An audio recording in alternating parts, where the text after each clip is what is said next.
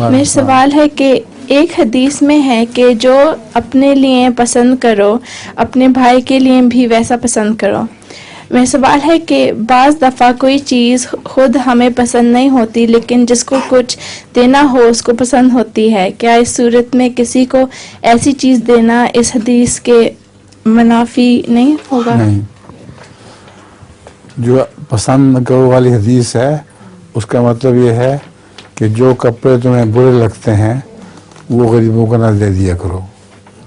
دوسری جگہ قرآن کریم میں آتا ہے کہ ایسی چیز نہ دو کہ اگر تمہیں دی جائے تو شرم کے مارے تمہاری آنکھیں نیچی ہو جائیں. اس لیے یہ مطلب اور ہے. دوسری بات اور ہے، دوسری کی پسند کو جو اس کی پسند ہے اس کے مطابق دے دو، کوئی حرج نہیں. جزاک اللہ. میرے پاس لطیفہ ہے. ہاں لطیفہ سناؤ. ایک صاحب ایک بکرا خرید رہا تھا.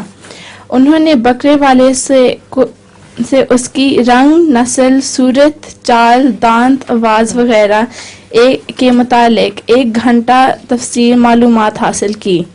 پھر بکرے والے کو کہا اس بکرے کی نسل کچھ اعلیٰ نہیں لگتی اور آواز بھی بہت تیز ہے.